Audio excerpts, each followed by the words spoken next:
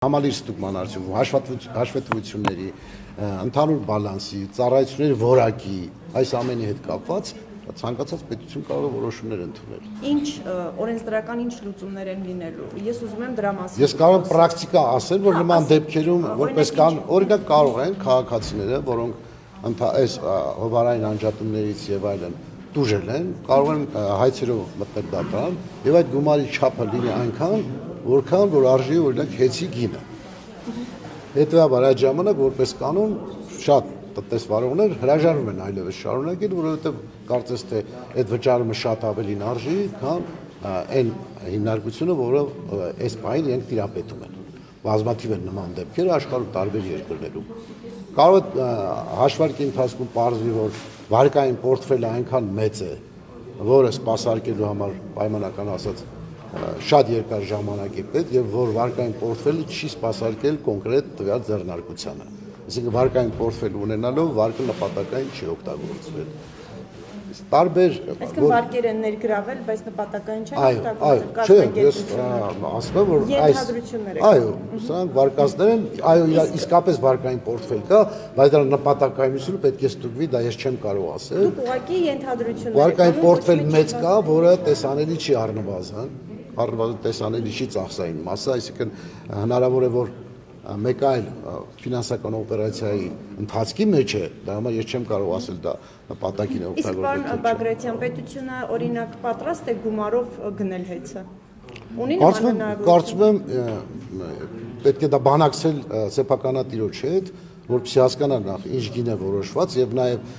գիտեք ցանկացած հաճախ լինում է, որ իրական գինը շատ խաբուսիկ է, այսինքն ինքը կարող է այնքան պարտքեր ունենալ, որ օրինակ թե եթե մի հիմնարկություն արժի $100, բայց $80 պարտք ունի, բնականաբար $20 պետք է գնել, պատկերացրեցիք, այսինքն տարբերությունը ունեցած պարտավորությամբ նաև որպես իրավասու հանձնաժողովի անդամ քննարկում է պետությունը գնել այդ կազմակերպությունը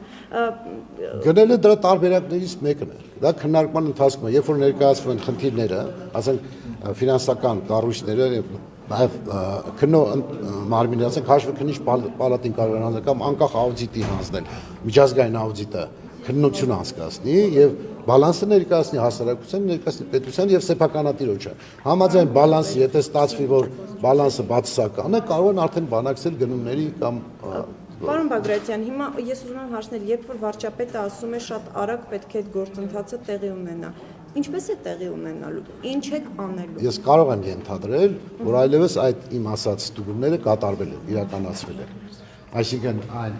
երկու ամսվա ընթացքում կամ 3 ամսվա ընթացքում կամ նույնիսկ դրանից առաջ, որովհետև հնարավոր է ամբողջ գործունեությունը վերլուծվել է եւ կան փաստեր, որոնք հիմքեր են տվել վարչապետին այդ մասին խոսել բարձրաձայնել։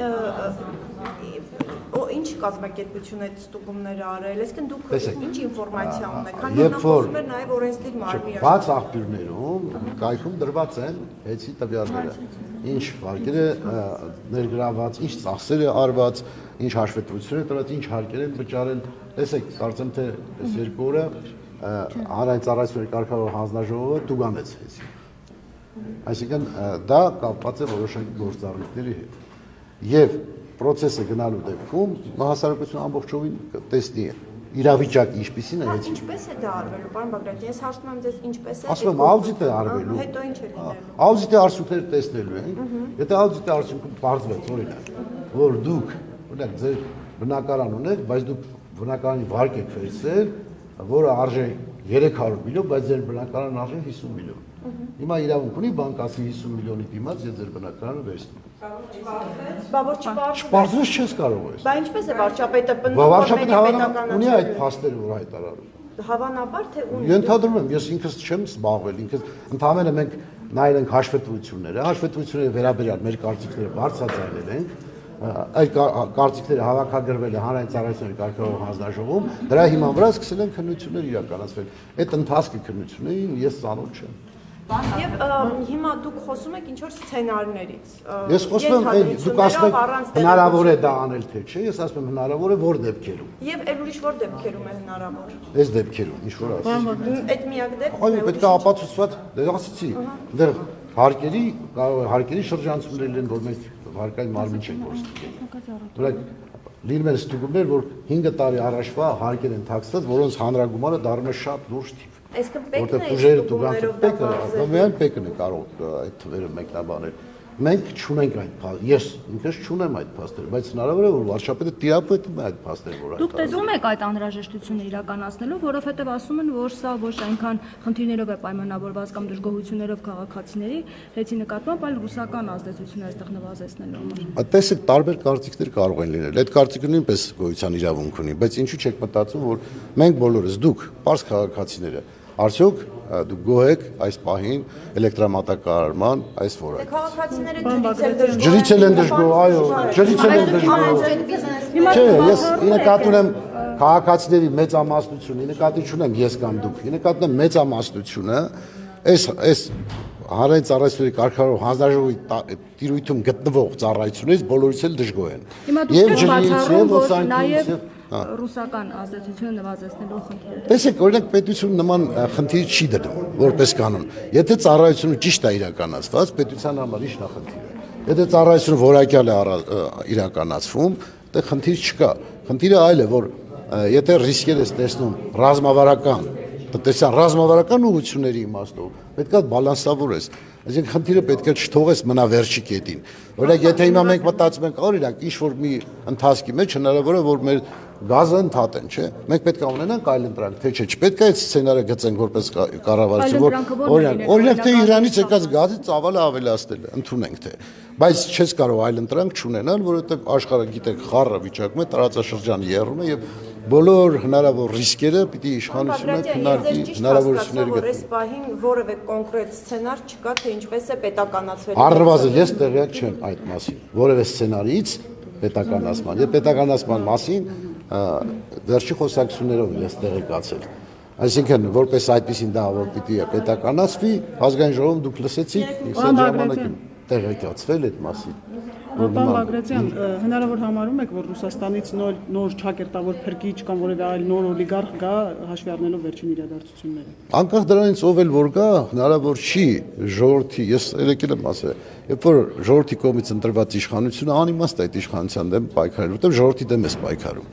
Կգա, թող իրենք շատ լավ պատրաստվեն, ընդամենը մի քանի ամիս մնաց ընտրություններին, թող շատ լավ պատրաստվեն ժողովրդին ապացուցեն, որ այս իշխանությունը, տեսեք, այսքան թերություններ ունի, այսքան գործերը ծրագրացել չի կարողացել անել, մենք պատրաստ ենք դրանք բոլորը անելու շատ ավելի լավ, սա էլ ապացույցներ է։ Թող գան, ներկայանան ժողովրդին, ժողովուրդը խել, մեր ժողովուրդը շատ խելացի է, շատ վերլուծող է։ Իրենք կարող են նայել եւ մեր ծրագիրը եւ իրանց մեզ քննադատեն չարազների համար, կամ այնպես մեղադրեն այնքան համարեն, որ այնքան քիչ է արված, որ ձայն չստանանք։ Չէ՞, ստանանք ցածր թիվ։ Բայց մենք ինչ ենք ասում մեր ընդդիմախոսներին, ասում ենք եկեք ծրագրերով մրցենք, եկեք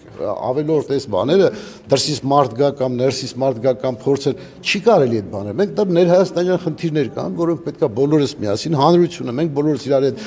դեպուս վիճելով, բանավիճելով կռվելով, բայց մենք պիտի լուծենք։ Դե ձեր ընդդիմախոսները 20 տարի բոլորը չէ իհարկե, մեծ մասը ունեցել են ժամանակ ապացուցելու, որ գործ պետք է անեն։ Դե դրա համար ես ասում եմ, ինչի համար, երբ որ վերջի ելույթի ժամանակ մեր ընդդիմախոսները մեզ քննադատում էին վատ աշխատանքի համար, ես ուղղակի պատասխանը հետևյալն է, եթե վատ աշխատանքի համար դուք այդքան ասում եք վատ ենք, բայց դուք ինչքան վատ եք, որ ձեզ չեն ընտրում, էլ ընտրում են այս իշխանությանը, պատկերացրեք, այսինքն հետևաբար շանս չունենալով իրենց վարկանիշը բարձրացնել, փորձում են իշխանությանը քննադատելով բարձրացնել։ Դա նորմալ տեխնոլոգիա է եւ թույլատրելի է, բայց պետք է հիմնավորել, չպետք է, գիտեք, ասել թվեր, ասենք թե, տեսեք, հասարակացը նույն այսօր էլ քննարկվեց այդ մասին, արտաքին պարտքի մասին խոսակցությունները։ Պարտք պետական պարտք գոյություն ունի, որը մասը արտաքին է, մասը ներքին է։ Ներքին պարտքը որն է, ներքին պարտքը մեր բոլորի գումարներով, վարկեր ընտրած ավաններով պետությունը այդ պարտքերը գնում է։ Սա ալում է ներքին պարտք։ Դրանք հավասար են 6 միլիարդ, մոտավոր թվեր եմ ասում։ 6 միլիարդ ներքին պարտք է, 6 միլիարդ արտաքին պարտք։ Արտաքին պարտքը 10 թվին եղել է 5.5 միլիարդ։ Այսինքն արտաքին պարտքը ընդամենը 500 միլիոնով ավելացել, պատկերացրեցիք, բայց մեր օպոնենտները ներկայացվել, որ տարել է 13 միլիարդ իշխանությունը, այդքան պարտք թողմանները ուրիշ բան եմ ասում, այս շարունակություն ասեմ դուք հարցը տվեք։ Երբ որ նույն ժամանակ եթե այդ պարտքը ընդհանուր համարենք ներքին արտաքինը պարտք, այդ պարտքը բաժանենք 3 միլիոնի վրա, յուրաքանչյուրից պարտքը կազմում է $4,000։ Մեր համախառ ներքին արդյունքը, որ բաժանենք մեր բոլորիս վրա։ Ունենում ենք $8,500։ Հիմա ես ասում եմ, այդ $8,500, եթե պետությունը դադարեցնում ես, այդ $8,500 պիտի բաժանեն մեզ, ասեն դե ձեր $4,000 վարկը վճարեք։ Այսինքն բալանսը կրկնակի ավել դրական իմաստ ունի։ Ուզում եմ ասել, երբ որ քննադատում են, պետքա դա էլ Պարոն Բագրատյան, տեսեք, քանի որ մամուլներ են գրել այդ մասին, որ ձեր կնոջը ավազի հանք է պատկանում։ Հիմա ենթադրենք ձեր գործունեության հետ կապված ինչ որ խնդիրներ են աչանում։ Դուք վտանգ չեք տեսնում, որ այդ հանքն էլ կազգայնացնեն։ Է թող ազգայնացնեն, եթե խախտումներ կլինեն, իհարկե թող ազգայնացնեն։ Նախ էլ չի տիրապետում, որ ազգայնացնեն, բայց ժամանակ վաճառել է իր մասը։ Օրենսդրական բան չկա։ Իսկ բաժնեմասը վաճառել է։ Ազգայնացնել, սա ինչ ազդակ է լինելու տնտեսական։ Ազգայնացումը, լսեք, բոլոր երկրներում եւ տարբեր ժամանակներում նման process-ներ տեղի են ունենում։ Այդ process-ները երբ են տեղի ունենում, ես ասացի, երբ որ ռիսկեր կան։ Ունենք մենք հիմա այդպիսի օրինական ճանապարհ։ Ասում եմ, ես ներկայացրեցի, իհարկե կան։ Եթե պարզվի, որ հարկեր են թաքցվել, շատ մեծ գումարներ, եթե պարզվի, որ վարկային ռեսուրսներ են ոչ նպատակային ծախսել, եւ այս բոլորի հանրագումարը ինչ պետք է ստացվի։ Պարզվում է, ես օրինակը բերեցի։ Դուք վարկ եք վերցրել ձեր տան դիմաց, ձեր տուն արվել 50 միլիոն, 300 միլիոնի վարկ պետք է սպասարկեք։ Երբ որ ձեզ ասում են, բանկը ասում է ժամանակն է, որ տունը 10 բանկի վերադարձնել, հիպոթեկով վերցնել էիր, չես կարողացել սպասարկել, վերադարձու դա նույն պետականացումը, նույն գործարքի իմաստով, այսինքն Եթեով դուք դե սենյակը նկարագրում, իսկ ինչ եք ուզում, եթե փաստեր ես չունեմ, ես փաստեր չունեմ, ասեմ կա այդ փաստը։ Որ իրեն չեք հարցնում, օրինակ հասկանալ Բայց հարցրեցին, ինչի ո՞նց եք անելու դա, ձեզ Հարցրել են, որ տնտեսական միջավայրին վնաս են հասցնում։ հարցվել է։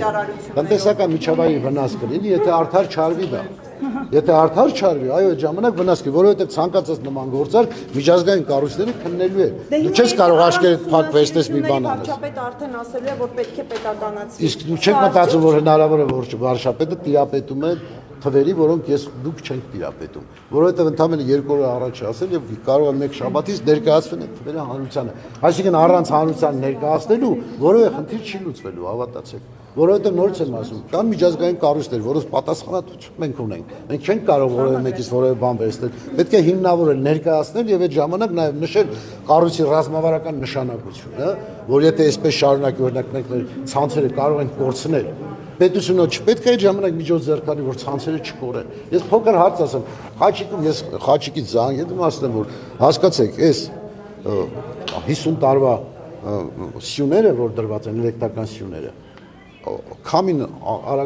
թափով քամից ընկնում են։ Եվ մենք դա սահման է, չէ՞ մեր համար։ Եվ գյուղը ունենում է կարող զանգել Խաչիկ հարցնել։ Ունենում է օրերով հոսանքազրկում, որը վտանգ չի, որ մեր այսպես կոչված հարևան թշնամին կարող է օգտվել հնարավորություններից։ Հիմա մենք չկանխենք նման երևույթները։ Եթե դուք համարում եք, որ չկանխենք, ես կարծում եմ որակյալ ծառայության դեմ ոչինչ չես կարող անել։ Օրինակ, համեմատության մեջ եմ ասում։ Գազը մենք շատ ավելի, օրինակ, որակյալ ծառայություն ենք ստանում, էլի դժգոհություններ ենք, բայց օրինակ գազի ընդհատումները վերջերս գրեթե չեն դրել։ Հիմա չես կարող դա չասել, որ լավ ծառայություն է, չէ՞։ Այսինքն մենք որպես քաղաքացիներ եւ հանրության ներկայացուցիչներ պետք է բարձրաձայնենք խնդիրները։ Եթե ուզում եք չբարձրաձայնենք, կարող եք ասել սխալ եք անում, որ բարձրաձայնում ենք։ Չմոռանաք հավանել տեսանյութը եւ բաժանորդագրվել Civic AM-ի YouTube-յան էջին։